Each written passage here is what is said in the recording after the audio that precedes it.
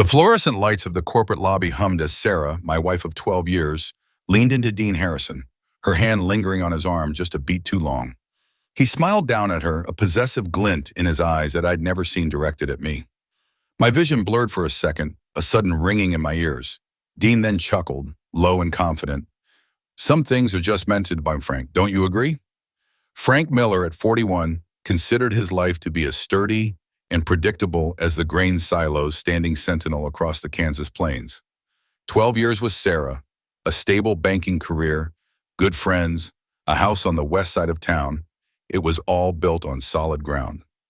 He woke each morning expecting the day to unfold much like the one before, a quiet confidence in the routine he had carefully cultivated.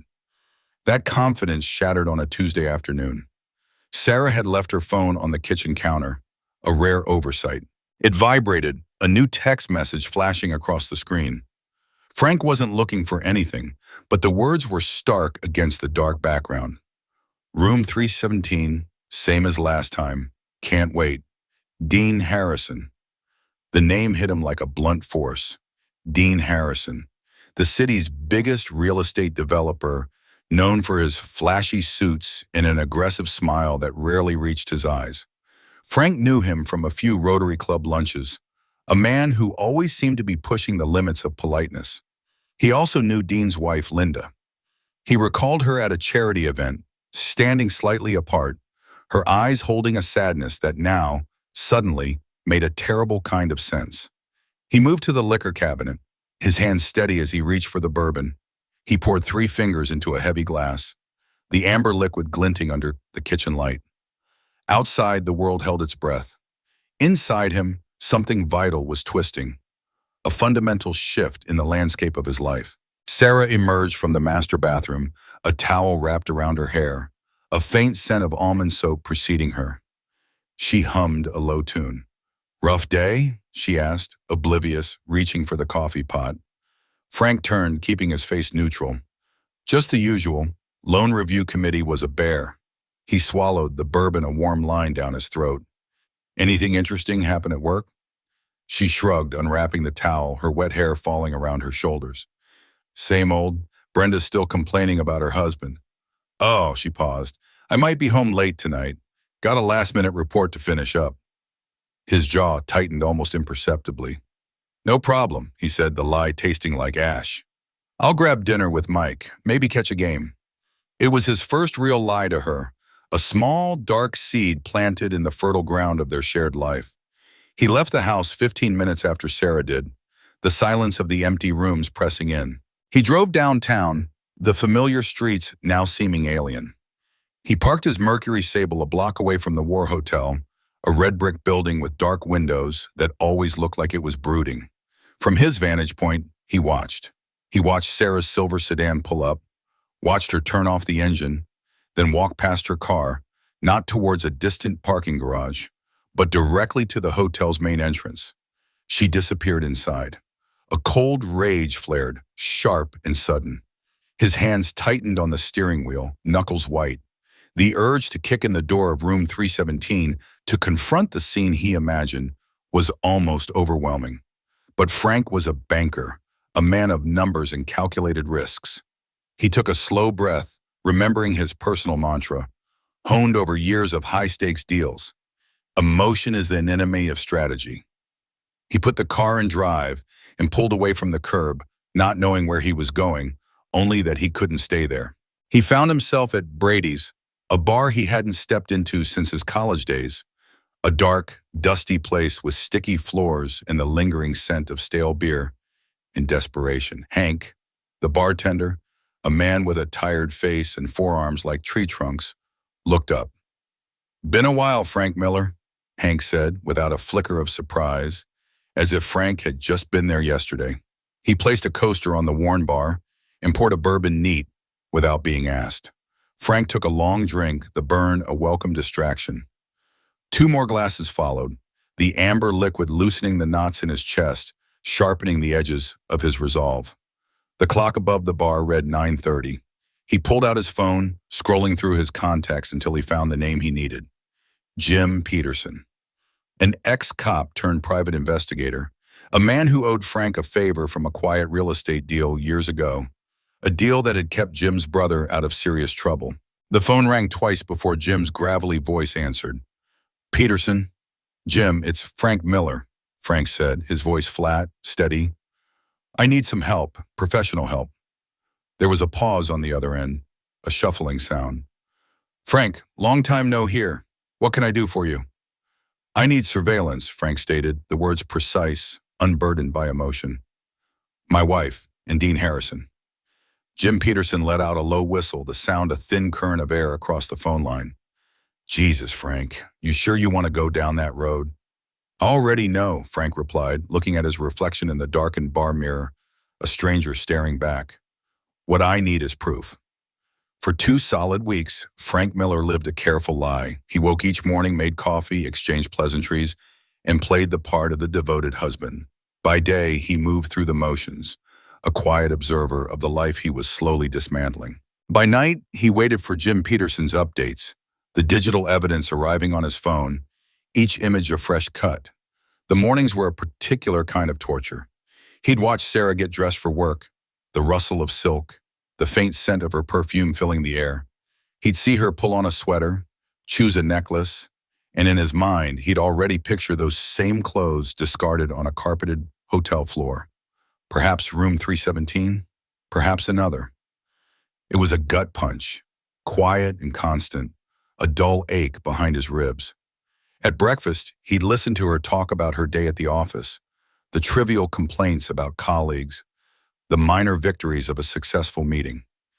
He'd nod, offering the appropriate responses, all while wondering about the parts she left out, the conversations she had, the laughter she shared, the hours that belonged not to him, but to Dean.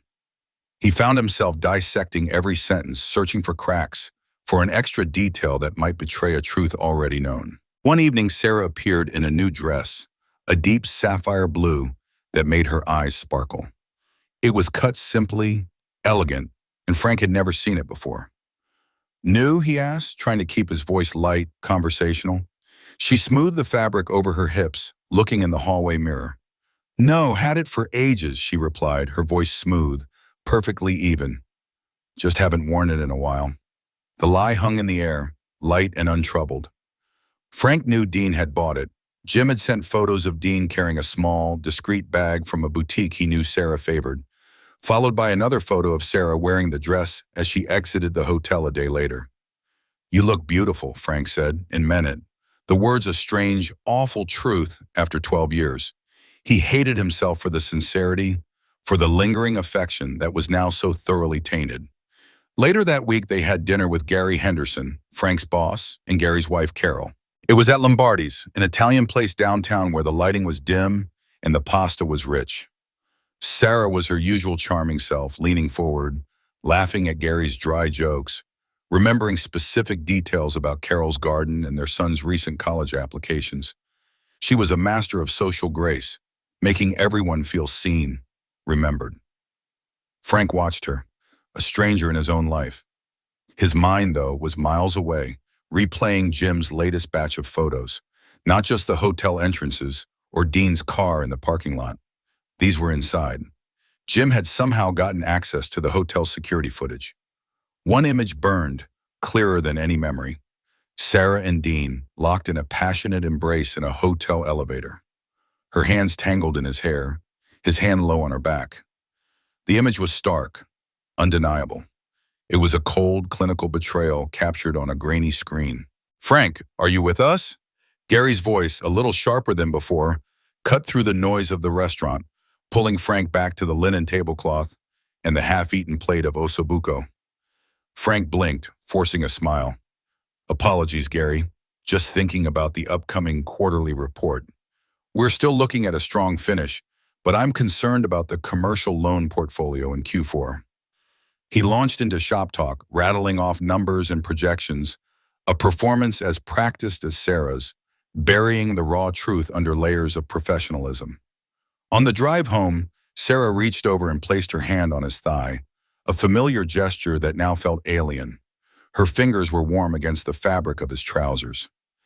You were quiet tonight, she said, her voice soft in the darkness of the car. Everything okay?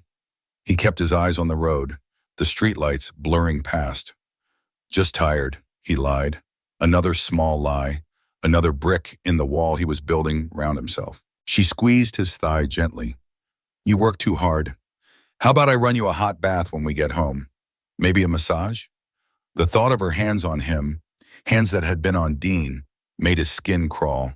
A cold shiver ran through him, a physical aversion he had to suppress. He couldn't stomach her touch, not now. Rain check, he said, turning into their driveway. Long day tomorrow. The evidence accumulated with a relentless clinical efficiency.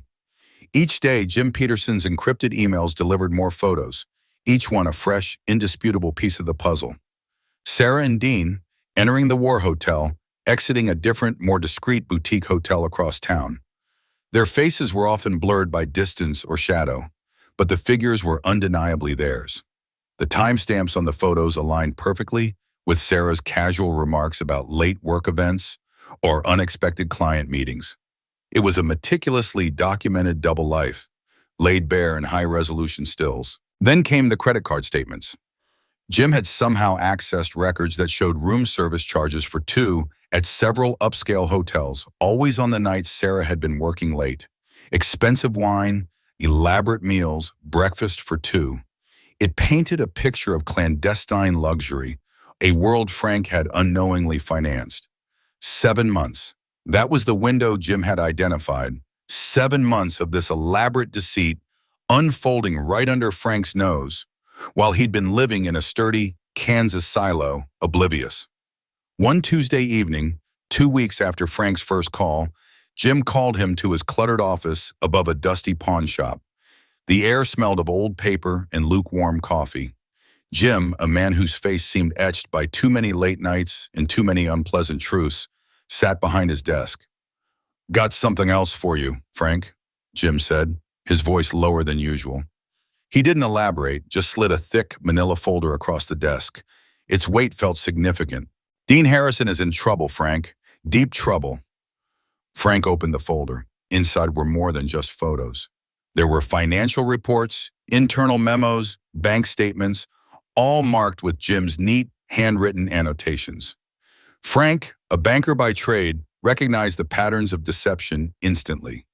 Dean Harrison's real estate empire wasn't a soaring success. It was a house of cards, a Ponzi scheme. They've been falsifying reports for months, Jim explained, leaning back in his creaking chair, moving money around, shuffling assets to hide massive losses, taking new investor money to pay off old investors, promising impossible returns. Frank flipped through the documents, his eyes scanning the numbers, the dates, the names of shell companies. His mind, trained for years to spot discrepancies and analyze risk, was working at a furious pace. The implications of the fraud were staggering. It wasn't just a few bad investments. It was a systematic, calculated deception that would inevitably collapse, taking countless people's life savings with it. My contact at the SEC is building a case, Jim continued, but these things take time. Layers of obfuscation, offshore accounts. It's a slow burn. Meanwhile, Harrison's still collecting investments, still charming people out of their retirement funds. While sleeping with my wife, Frank added dryly, his voice devoid of inflection. It was a simple statement of fact connecting the two disparate threads of betrayal. Jim met his gaze, a slight nod of understanding. Yeah, while sleeping with your wife. The silence in the room stretched, punctuated only by the distant wail of a police siren. Jim leaned forward again, his elbows on the desk. So, Frank, he said, his voice quiet, what are you going to do? Frank slowly closed the folder, the weight of the culminates a tangible pressure in his hands. He looked at Jim, his eyes sharp, the cold resolve hardening his features. I'm going to get creative, he stated, the words measured, deliberate. That night, Sarah was already asleep when Frank slipped into bed. Her breathing was light and even beside him. He lay on his back, staring at the ceiling, the numbers and names from Jim's folder swirling in his head. The betrayal was no longer just personal. It was financial, strategic, a game he understood intimately. Dean Harrison had taken something from him, something irreplaceable. Now Frank would take everything from Dean. The pieces of his plan, cold and precise, began to click into place. The next morning, Frank Miller called in sick for the first time in 5 years. The words felt foreign on his tongue as he spoke to his assistant, the lie slipping out with practiced ease, a shadow of the larger deceit now consuming his life. Sarah, oblivious, kissed him goodbye on her way out the door, reminding him to get some rest. As the sound of her car faded down the street, Frank walked to his home office. He pulled out the folder from Jim Peterson, spread the documents across his desk, and fired up his computer. This was the deep dive. He researched Dean Harrison's company, scrutinizing its public filings, tracing its investment streams, cross-referencing news articles and press releases. He dug into Dean's public life, looking for patterns, for vulnerabilities. And crucially, he researched Linda Harrison. It didn't take long. Public records, social media profiles, charity organization websites. The information was there for anyone who knew where to look. He found that Linda Harrison, unlike her husband, maintained a quiet, dignified presence. She was known for her philanthropic work, particularly her involvement with the Denver Art Museum. Every Wednesday afternoon, she volunteered as a docent, leading tours through the contemporary wing. Frank arrived at the museum just after noon the following Wednesday. He bought a ticket, pretending interest in a new exhibit, and waited. He saw her at precisely 2 o'clock, guiding a small group of seniors through a gallery of modern sculpture, her voice clear and articulate. Her movements were graceful, unhurried. He watched from a distance, noting her composure. When her tour concluded, Linda led her group to the museum cafe. She settled at a small table by the window, ordered a cup of herbal tea, and opened a book. Frank waited a few minutes, allowing the last of her group to disperse. Then he approached her table. "Mrs. Harrison," he said, keeping his voice low, respectful. "I'm Frank Miller." She looked up, her blue eyes exactly as he remembered them, meeting his. A flicker of recognition passed through them, a slight narrowing. "Yes," she said, her voice smooth, composed. "Sarah's husband. We've met, haven't we? At the Rotary Christmas party, a couple of years back." She gestured to the empty chair opposite her. "Please sit." He sat, noting the subtle elegance in her posture, the way she held herself. Up close, she was even more striking than he remembered, a natural beauty untouched by overt makeup. Her eyes, though still carrying a certain quiet melancholy, were also sharp, intelligent. "I'll be direct, Mrs. Harrison," Frank began, leaning slightly forward, his hands resting on the table. "I have something important to discuss with you. Something personal." Linda stirred her tea slowly, the spoon clinking softly against the ceramic. She didn't flinch, didn't show any outward surprise. Her gaze remained steady, expectant. "I'm listening," she said, her voice calm. Frank reached into his inner jacket pocket and pulled out a thin manila envelope. He placed it carefully on the table between them. "Before you open this," he said, his voice measured, "I struggled with showing you. It's not easy information to receive. But I believe unequivocally that you deserve the truth." Linda's hand, perfectly manicured, hovered above the envelope. Her eyes dropped to it, then back to his. "What kind of truth?" she asked, her voice barely a whisper, a faint tremor betraying her composure. "The kind that changes everything," Frank replied, his gaze unwavering. With steady hands, she reached for the envelope. She pulled out its contents without hesitation. Inside were 5 photographs. The first showed Dean and Sarah, their faces clear, entering the War Hotel. The subsequent images were from Jim's security footage, grainy but unmistakable. Dean and Sarah, pressed together in an elevator, their mouths locked, her arms around his neck, his hand low on her back. Linda Harrison's perfectly composed facade cracked, not with a dramatic collapse, but with a series of subtle shifts.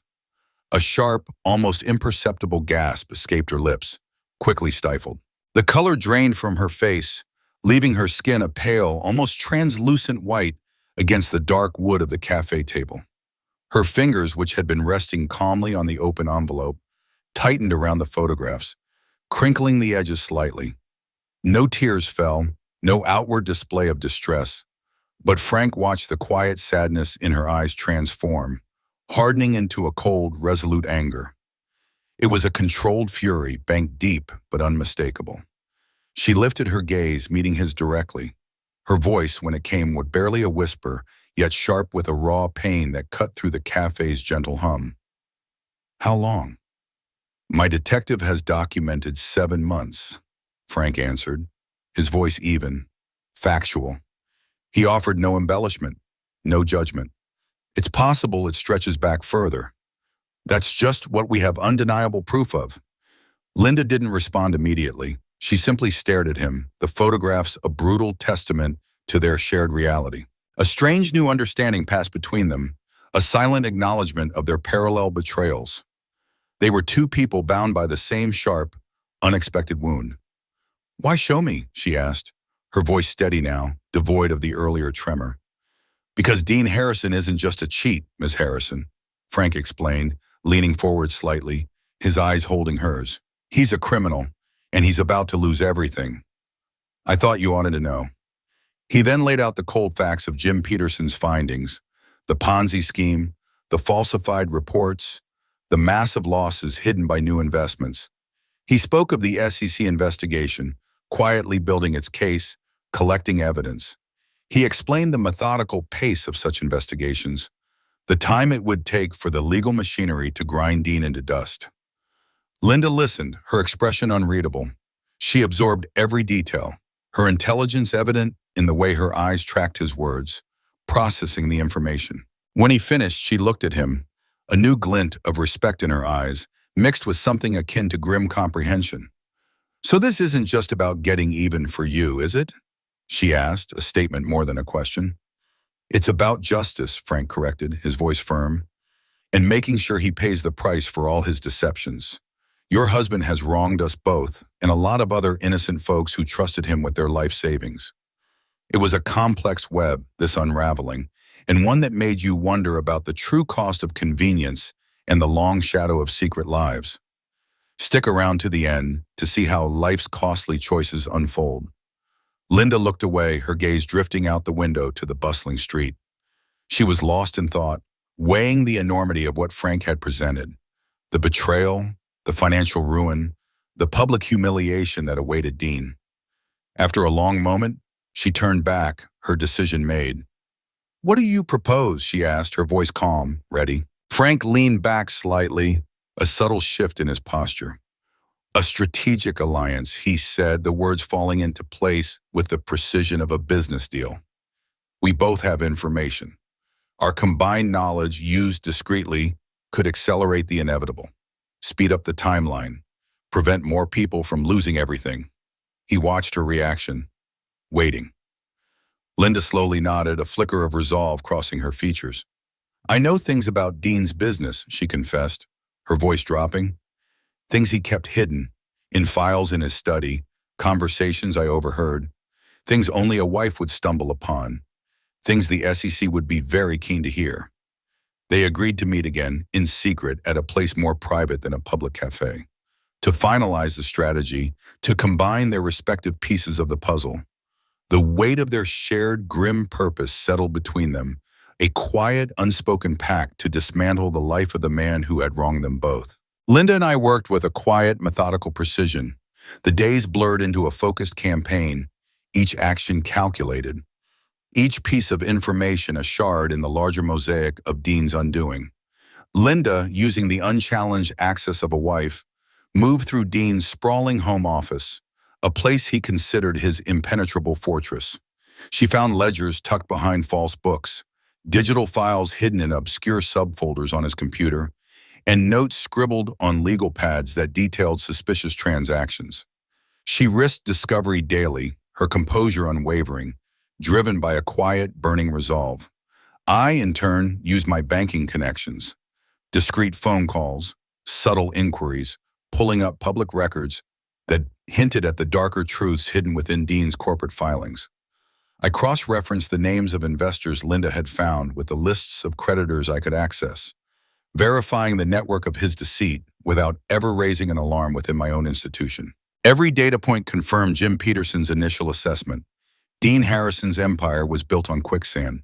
The trap needed a bait that Dean couldn't resist. We concocted a plan to draw him into a meeting, not about his business, but about our marriages. A concerned husband, a heartbroken wife, seeking answers, perhaps even reconciliation. It was a narrative crafted specifically for Dean's ego, playing on his perceived invincibility and his tendency to believe he could charm his way out of anything. Linda made the call. She arranged the reconciliation at a discreet location, a small, quiet meeting room in an executive suite building I had rented under a shell company. Before the meeting, I went in alone, hiding tiny digital recorders in the ventilation ducts, behind a heavy framed print, and inside the base of a potted plant. The microphones were sensitive, designed to pick up every whisper. I arrived first, settling into one of the plush armchairs. When Dean walked in, his expensive suit perfectly tailored, his smile a practiced, confident curve, I stood, playing the role of the distraught husband. My face was tight, my voice low and laced with what I hoped sounded like wounded betrayal. "Dean," I began, my hands clasped in front of me. "We need to talk about Sarah, about Linda, about all of it." Dean, ever the arrogant charmer, merely waved a dismissive hand, settling into the armchair opposite me as if this were just another minor inconvenience. "Frank, come on," he chuckled, a forced, unconvincing sound. "These things happen, a momentary lapse in judgment. Sarah and we just connected. It happens.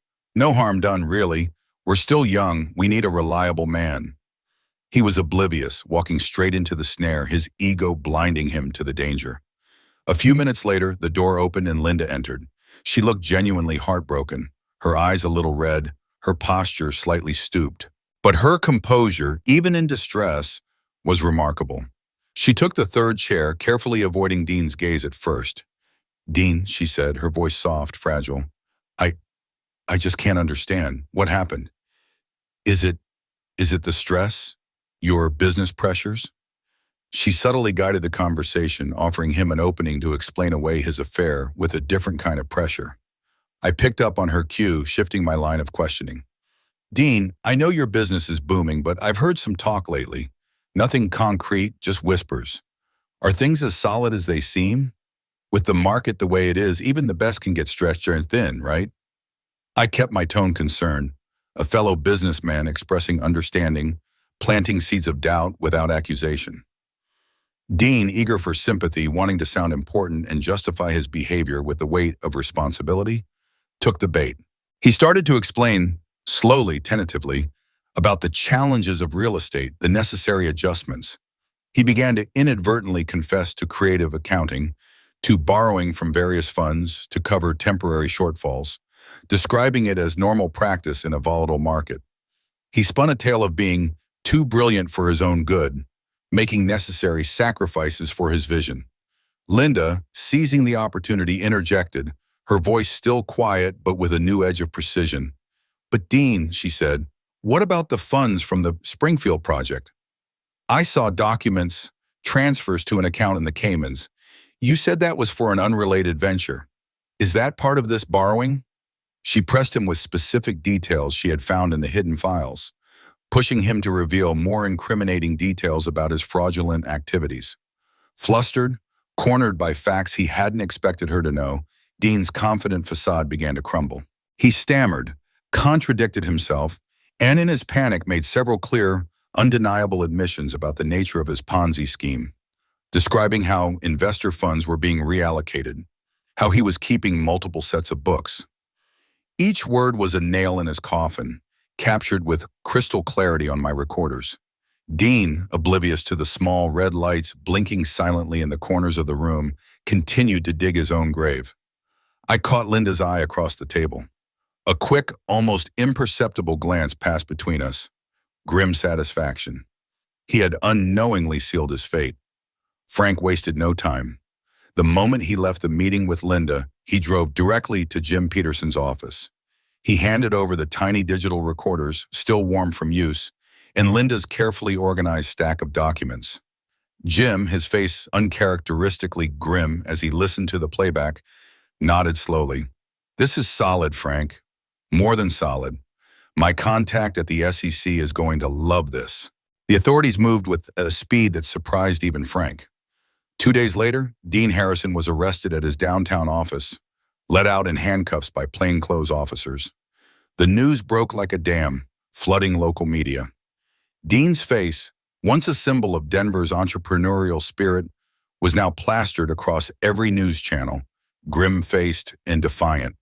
The headlines screamed of a massive Ponzi scheme, of fraud and embezzlement, shaking the city's financial and social elite to its core. Countless investors, from wealthy retirees to small business owners, saw their fortunes vanish overnight. Linda Harrison, meanwhile, played her part with remarkable composure. She issued a public statement, delivered through a carefully chosen lawyer, announcing her divorce from Dean, citing irreconcilable differences.